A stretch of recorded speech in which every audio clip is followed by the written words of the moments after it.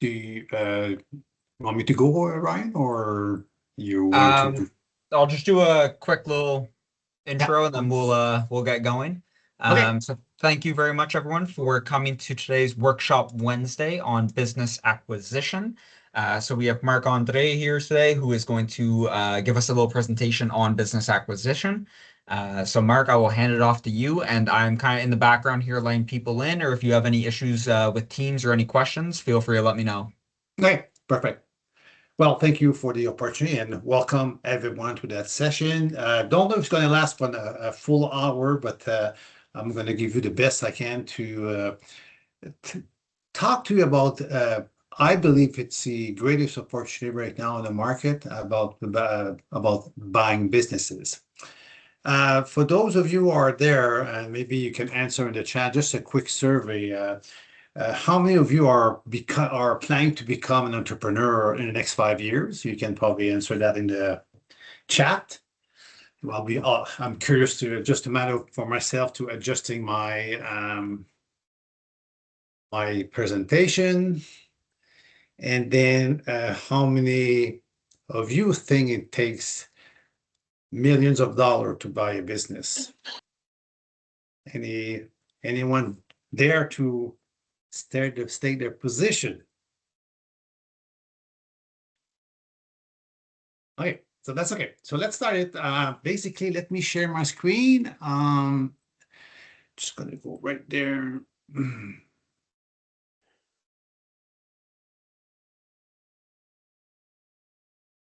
I can jump in, Marc-André, if you like. Yeah, sure. Um, I do plan on buying business within the next few years. So I'm one of them, of many Okay, here perfect. probably. So yeah. Okay, so and again, the goal today is just to, I guess, make you aware of the opportunity on the market right now, based on studies done by CFIB. Also, we'll talk to you about the benefit of buying an existing business instead of creating a business. And I want to tell you my own story because I'm a living proof that it can be done without the challenges, without money, without the banking industry. So it's feasible. You just need to put some water. I would say you have to put some water in your wine in order to make it happen. So let's start with some opportunity. So you do see my screen, Ryan? Yeah? Okay, perfect. So basically, here's some numbers just for your own curiosity. So based on CFIB, which is the Canadian Federation of Independent Business, they made a study in 2022, which is not that far. I would say 3 years. We're already in 2026. That 76% of business owners plan to pass their torch in the next 10 years. So we are right in the middle of it, which represent a huge amount of money. As you can see, $2 trillion of commercial asset will change hands.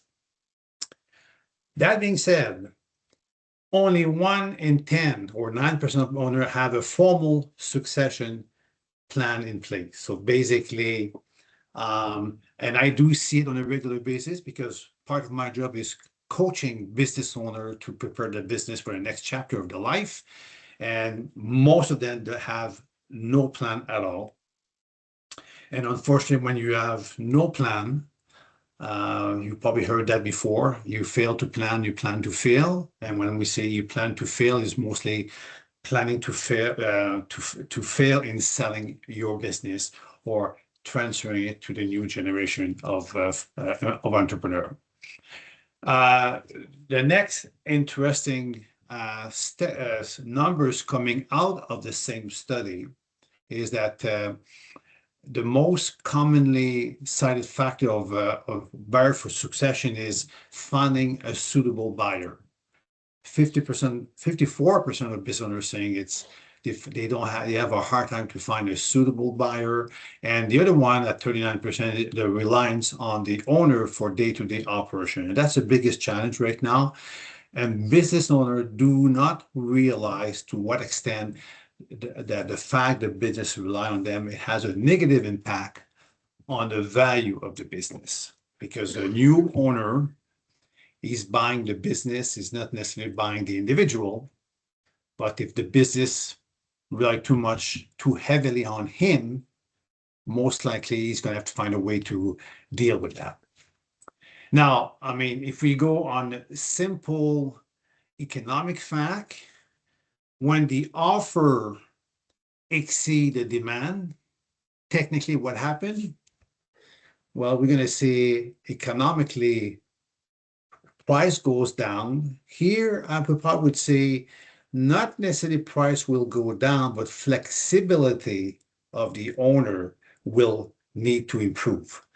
Simply because there's also some statistics that roughly between 20% and 30% of business don't get to be sold in the future. So basically, it's the only option would be to shutting down the operation, selling the assets of the business, and that would be it. And unfortunately, for a business owner, selling the assets is not the best scenario because it's more, I believe it's a lot more taxable than selling your share. Okay, so that's basically numbers. So I want to give you the picture of right now, in my opinion, and I do see it on the market. There's a lot of offer out there. The demand is not that great. So here's the opportunity for whoever wants to buy an existing business. But before doing so, okay, I want you to understand this. In my opinion, there's two types of entrepreneur. Both are great. Different strategy at the end. So the first one is I call the lifestyle type of entrepreneur. And what is the lifestyle? Basically, it's you buying yourself a job. This is what we see when the business depends mostly on the owner. The owner is doing the work. So on occasion, you'll see smaller businesses, but that the owner doesn't play his role of a business owner. Is playing the role of an employee, basically, at the end of the day, which is nothing wrong with that. I have seen a lot of business entrepreneur having a lifestyle type of business being quite successful financially, okay? Because technically a lifestyle business, the day you want to retire, there's nothing to be sold. It's because it's your business.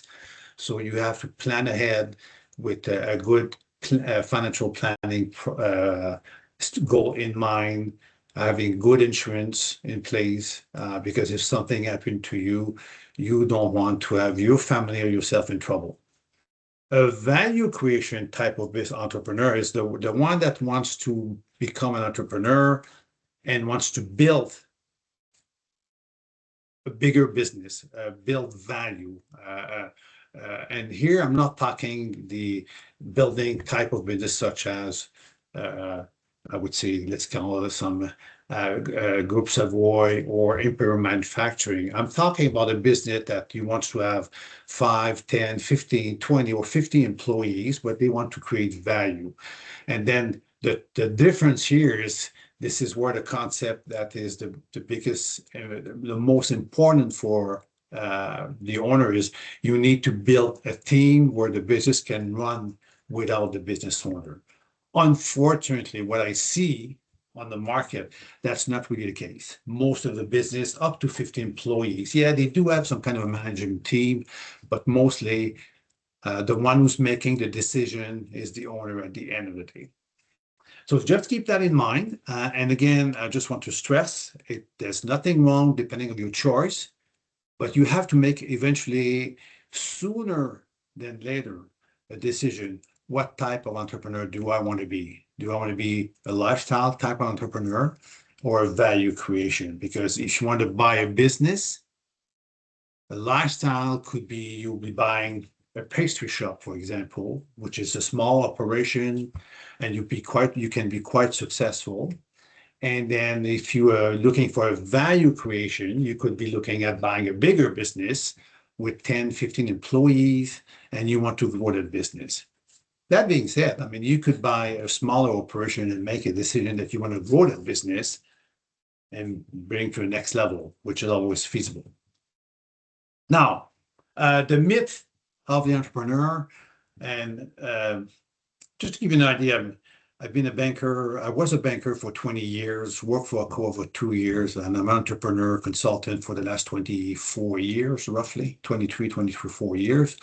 And often, and when we talk about entrepreneurship, we're always talking about a startup.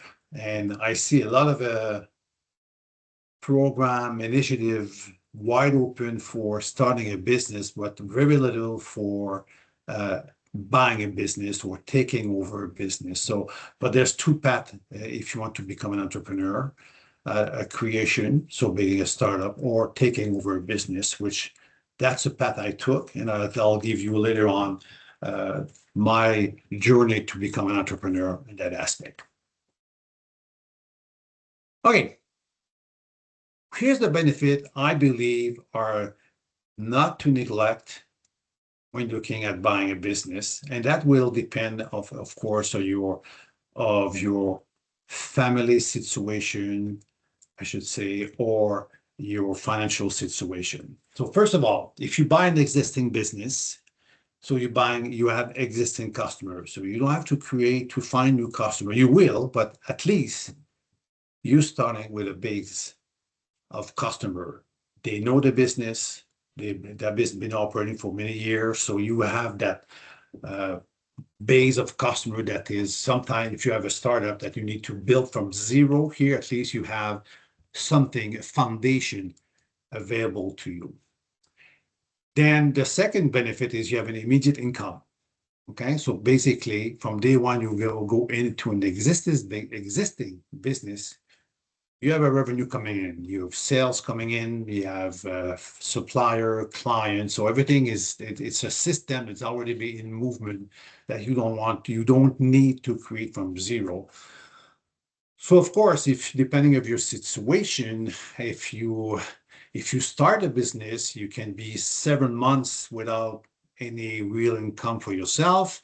If you buy an existing business, you can probably have a chance to draw some kind of a salary from the get-go in that business. You have existing employees in place. They have knowledge in place. They know how things goes. That being said, there's for sure, if you buy a business, you will lose employees. And the only reason, not because they don't like you, is simply because they were accustomed to a type of culture by the previous owner. You might want to change few things, and that's inevitable. You will lose some employees. That's part of the game. But at least most likely you'll keep the core employees that will be able to continue to move the business forward. You have existing processes in place, so basically it's not, you don't have to create everything.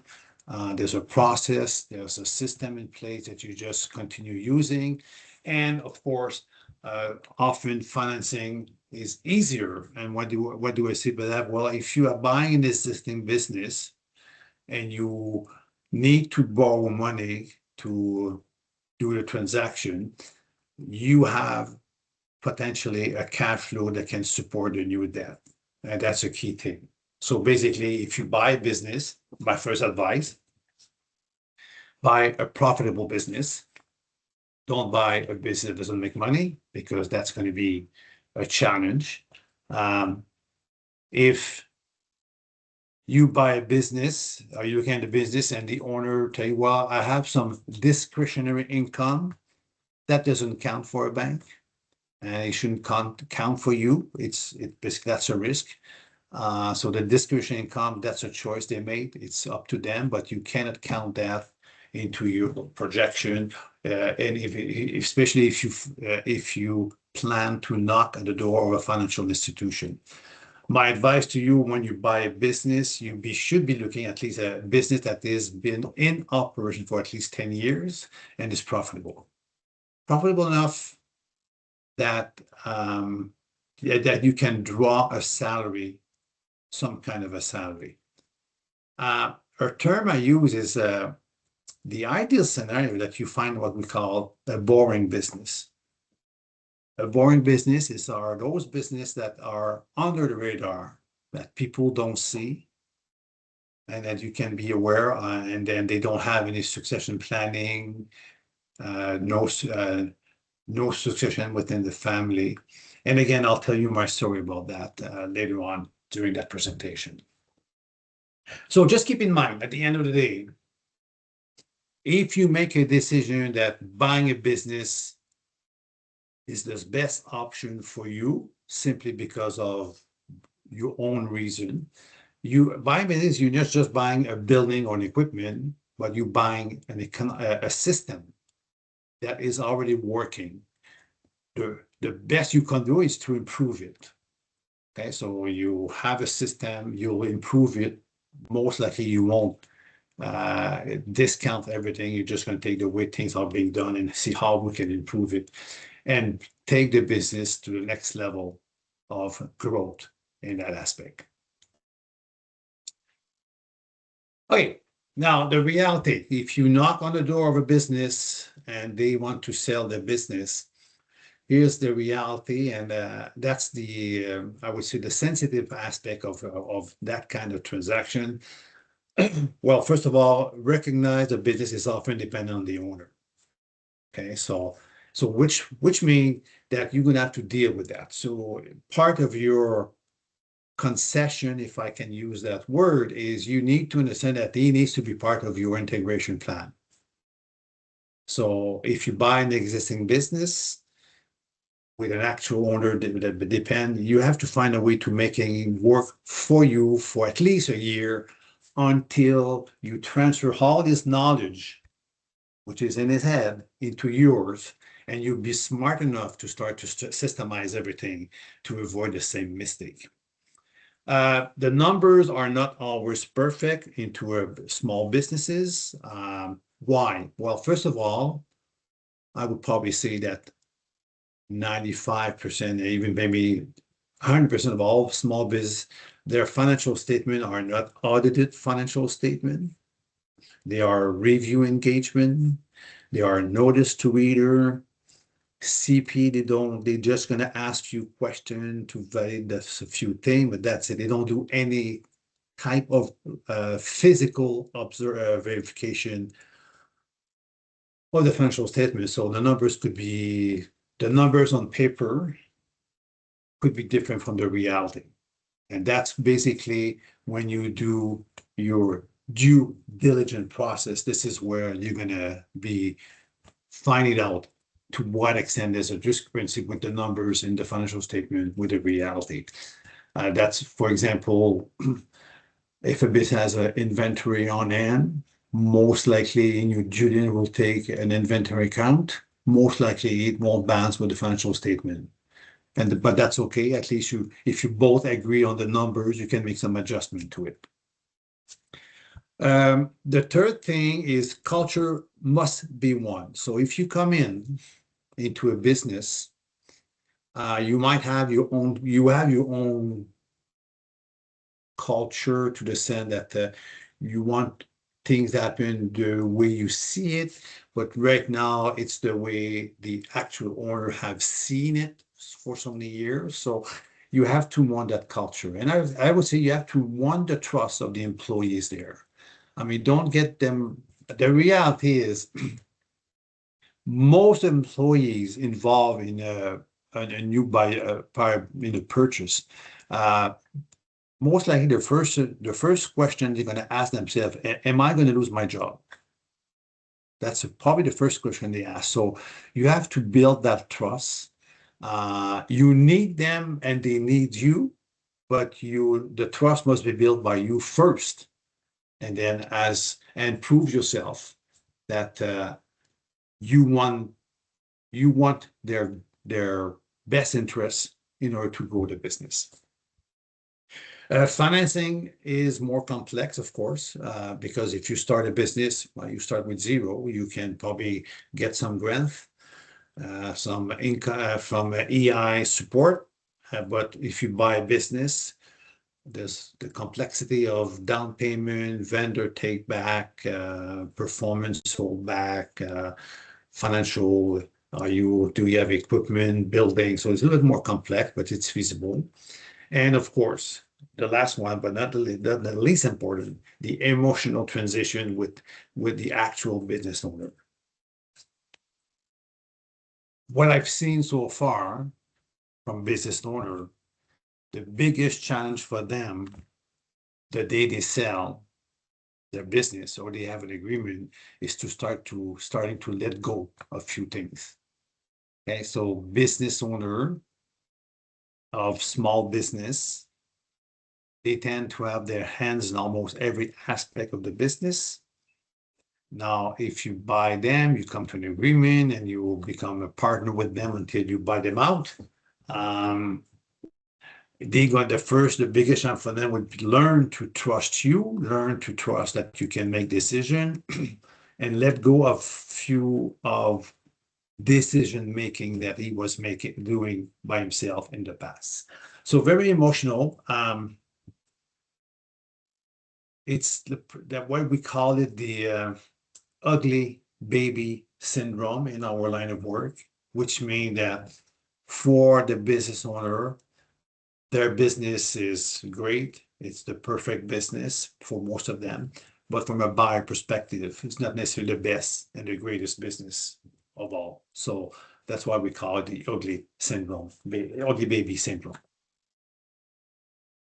Okay, now I just want to take the framework just to give you an example of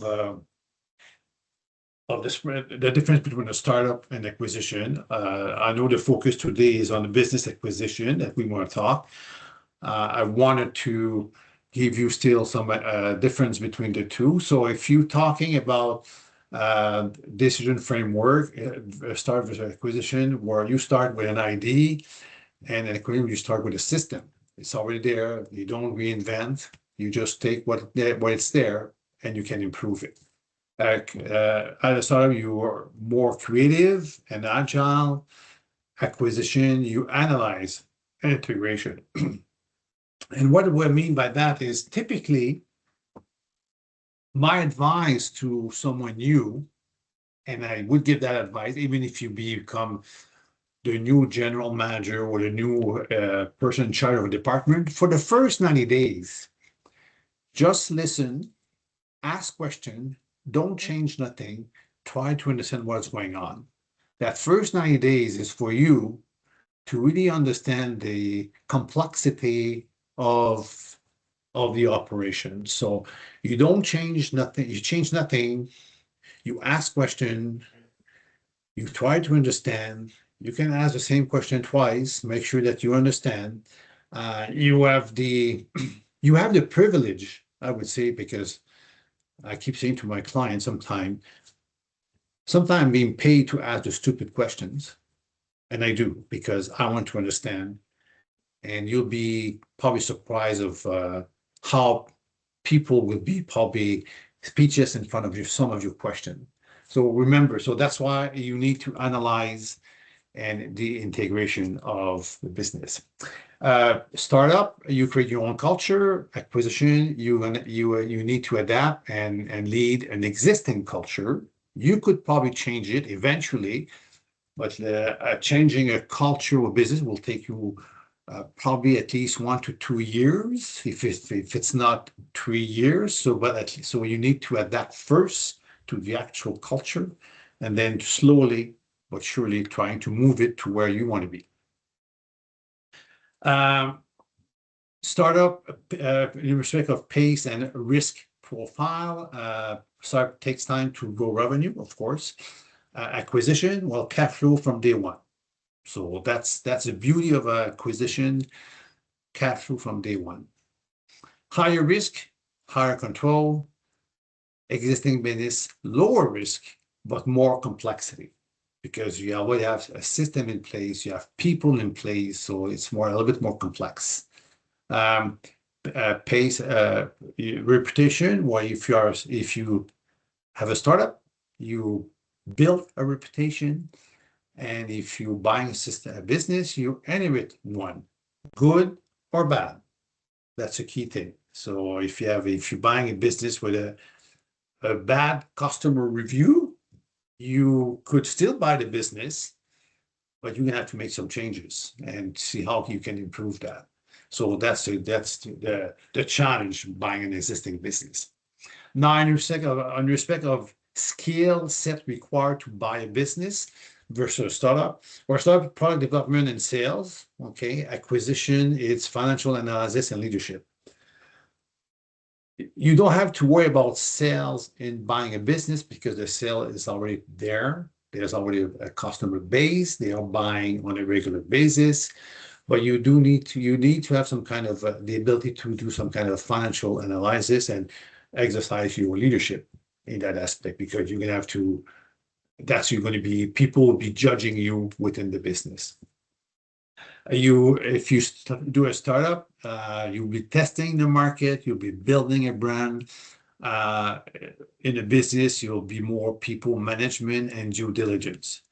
So managing people, there's most likely a lot of businesses, small businesses, I say, are unstructured.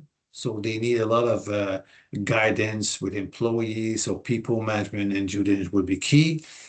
And skills that require a lot of grit in respect of for a startup. And for an existing business is judgment to assess what's working and what's not working. So it's not a question of grit, it's more like a good judgment on what's working. That's why it is very key that you take the time to listen, understand, ask questions, and see from your own eyes how things work in an existing business.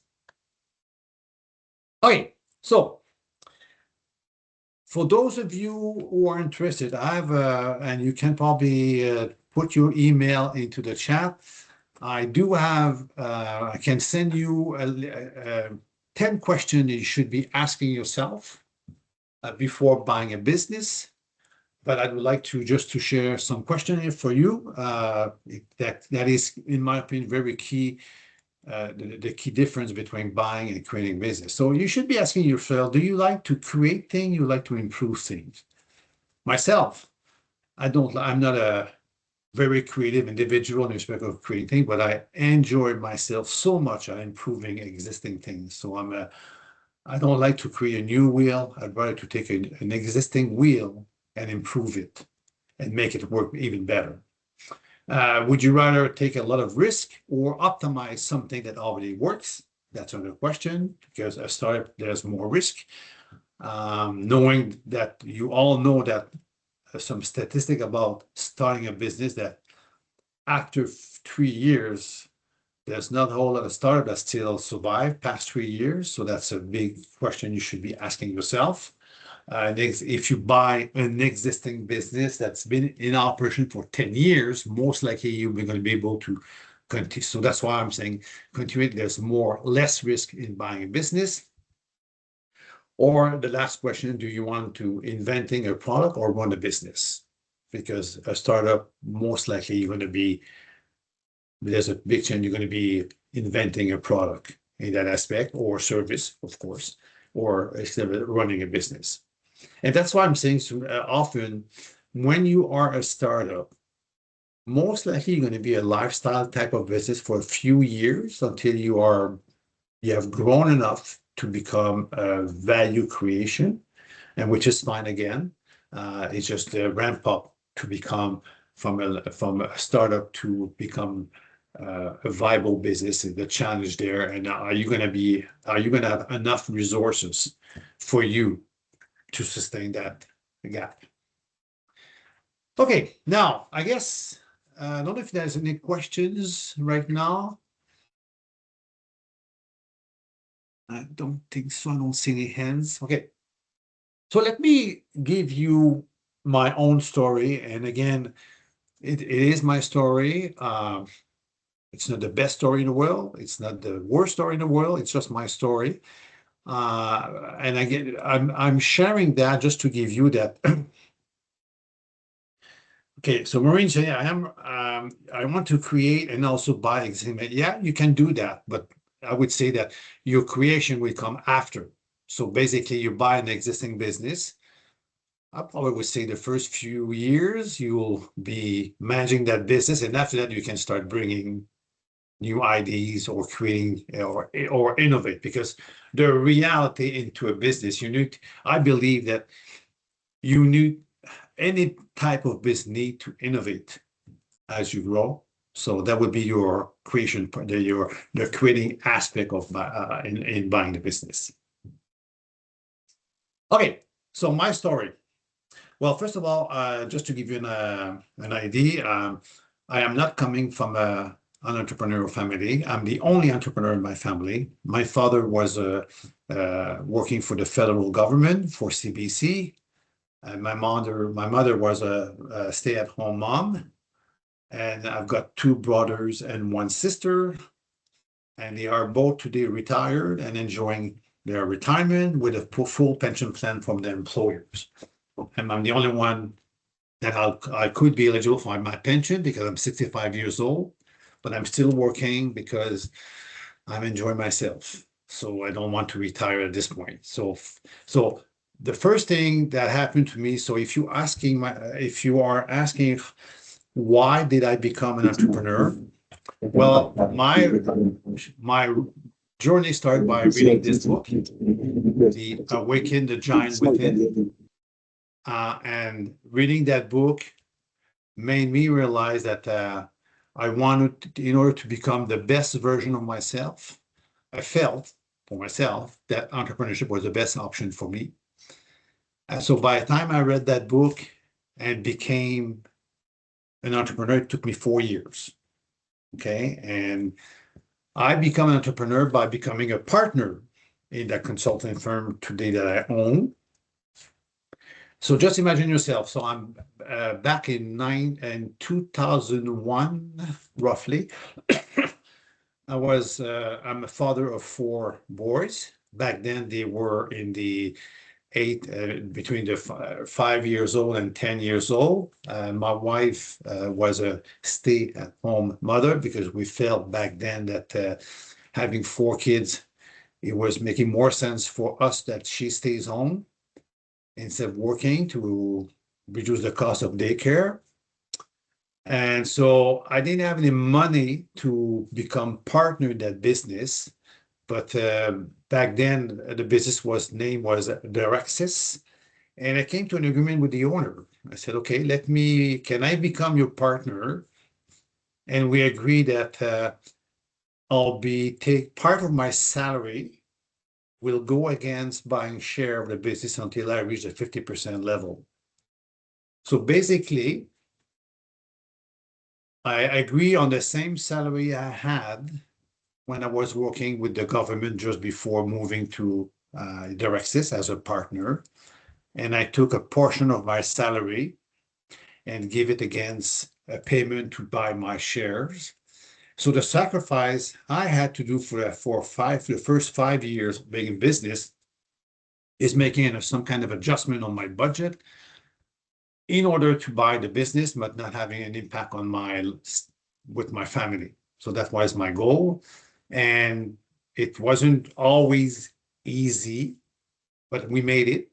So after 5 years, I had 50% of the business. The bank was there was no bank involved in the transaction.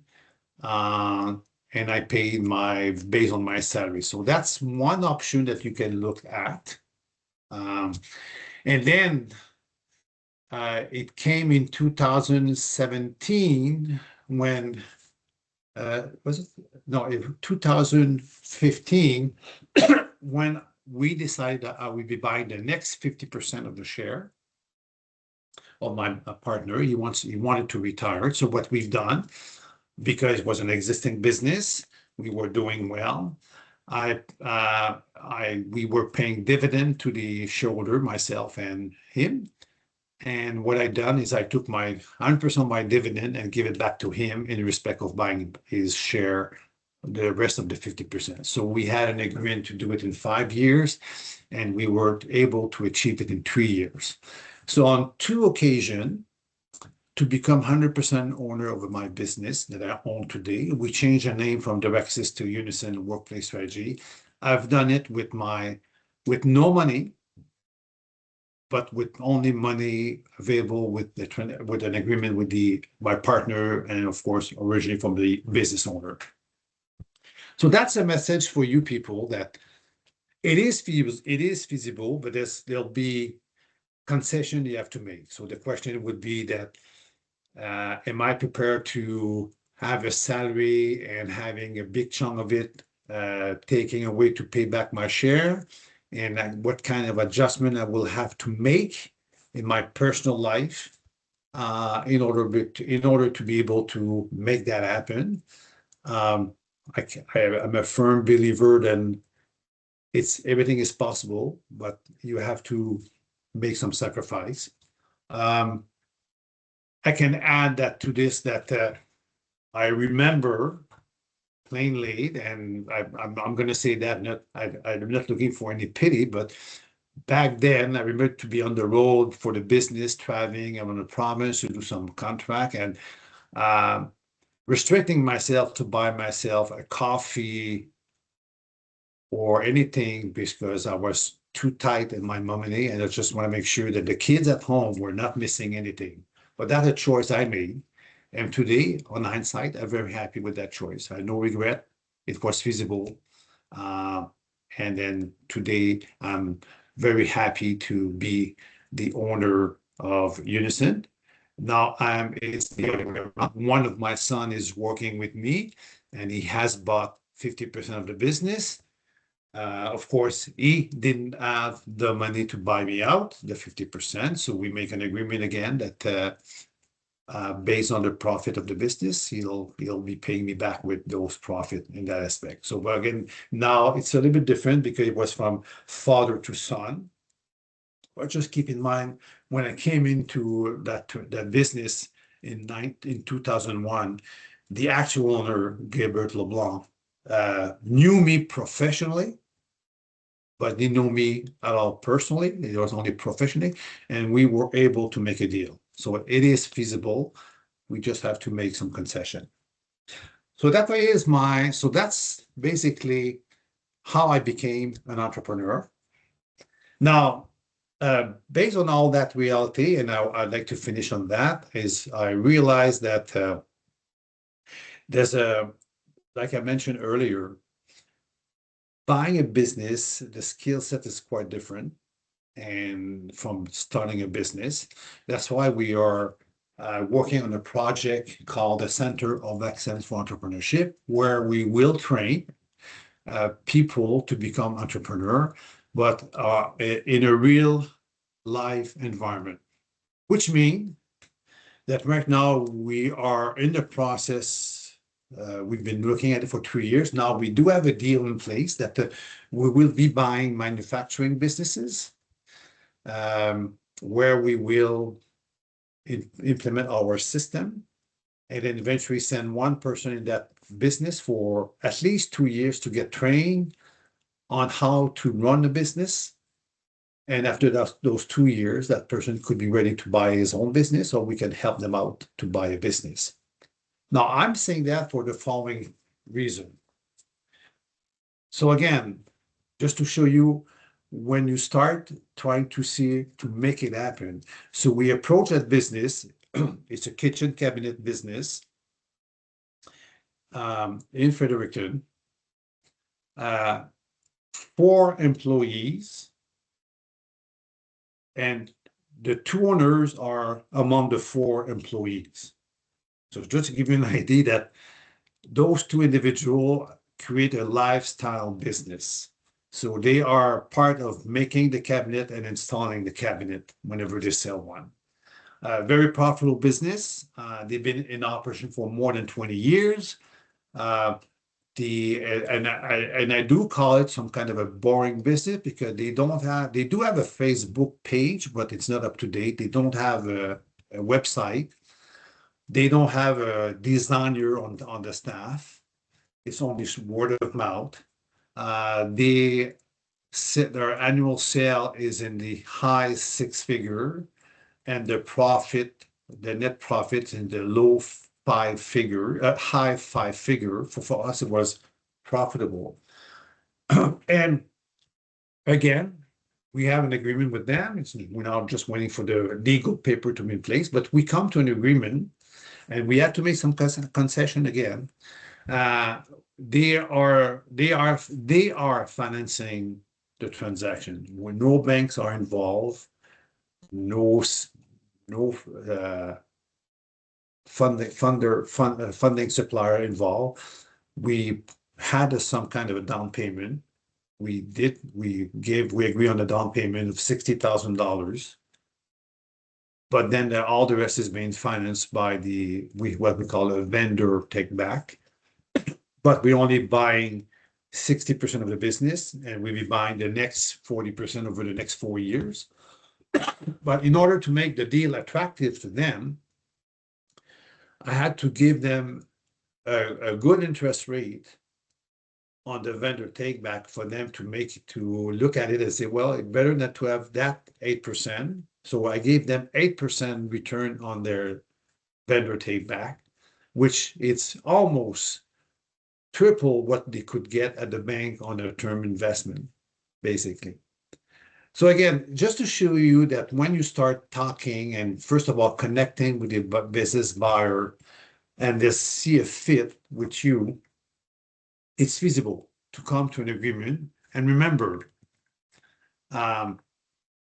like the company that we purchased in Fredericton, they had no succession planning in place.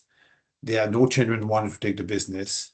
So it's almost like either we buy them. They had offer in the past. They did not accept it. They accepted our offer. I'm guessing it's most likely because we focus on creating a connection first and reassuring them that we want to grow the business in that aspect.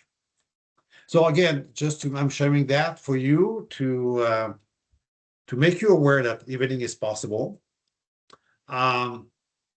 So in conclusion, and I'll be willing to answer any of your questions. In the coming years, there will be there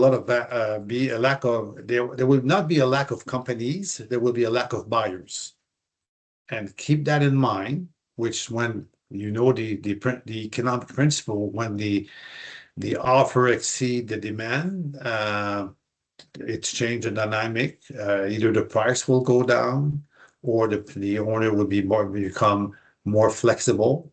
For the next generation entrepreneur, it's no longer just a question of which business to start, but which business I can buy in that aspect. And also, just the last thing about, and this is more like a message or an opinion from Marc-André to the women on that webinar right now. Don't discount the non-traditional sector for women. I mean, what I mean by that, if you have an opportunity to buy a business, which is, let's say, a welding shop, non-traditional environment for women, don't discount it. Look at it and keep in mind that your role, if you buy a business, is not to start welding. That's not your role. Your role is to manage it. Do you think I know how to build kitchen cabinet? Well, I have no idea how to build kitchen cabinet. Do I know how to install kitchen cabinet? No, I don't know how to install kitchen cabinet. Can I learn it? Yeah, I could, but that's not the goal. The goal is for me and my son that's buying the business, is to create a system, to put system in place, to grow the business, but to manage the business and hire eventually people that will build and install the kitchen cabinet to replace the two or the actual owners currently in place. So again, a message for you, because my experience so far, very seldom I'll see women in non-traditional environments such as construction or manufacturing. But I will encourage you, don't stop yourself. Don't sell yourself short on that. It is there could be great opportunity, and I believe that to some extent you could bring a different type of, I would say, a different type of needed leadership on the market. Okay, so I've talked enough. 12:45. I'm open to question. If there's any question.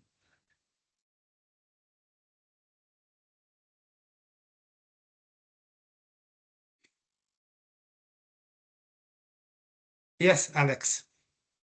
Hi, thanks for the presentation. That was really great. I was wondering if you could talk a little bit about places to look for potential businesses to buy. Like, would you recommend cold calling, or is there like a good marketplace for this sort of thing? Well, there's different website available that you can look for business to sell. The only thing with those website, especially if they are a business broker, they probably gonna be not that open to the kind of agreement I made with the the owner I had. Just to give you an example, I found that business in Fredericton about on the website from L'Arrêté, where they have a program for selling businesses. So I inquired with a business. They introduced us. We had a discussion, and that was it. Personally, right now, I'm talking to CPA. Let them know that we are looking for business, and we have a specific guidelines. I keep telling people I am buying a business from this is the size of business we're looking for. They must be in business for 10+ years, and they must be profitable. I'm not interested in buying a non-profitable business because that's a different ballgame. I'm not saying that don't do it. I'm just saying that it's a different ballgame. Now you're falling into the business turnaround strategy, which could be difficult if you don't have the knowledge and the expertise to do that. So I probably would say word of mouth. I'm guessing that Southeast Economic Development Corporation could have some information about that. But CPA is a great source of, if you know any CPA, it's a great source of information because they have customers that eventually, most of them are businesses. So eventually one of them is for sale. Most potentially also financial planner. If I'm looking at my own financial planner, he's got a bunch of clients that own businesses, and they can be aware of. He's been aware of because one thing I've learned with the business owner, most of them, like if you go on website, like if you go on Sud-Est, which is a business broker, it's very limited the information they give you because you don't even have the name of the business, you just have the industry. The reason is for the visitor wants to be very discreet about that for their own reason, and I do understand. So they want to be very discreet and making sure that the main reason is they don't want the employee to learn they're selling the business. That's the main reason, because if they learn, they're afraid they might be losing some employees in that aspect. So Alex, for me, I would say CPA, financial planner. I don't know if the Southeast Economic Corporation have some kind of a database on that. And of course, business broker, but that's going to be tough because the owner have to pay him a commission and everything. So that's my advice to you. Yeah, that's great. Thank you. That's a great tip. Thank you. Okay, next. Any other questions?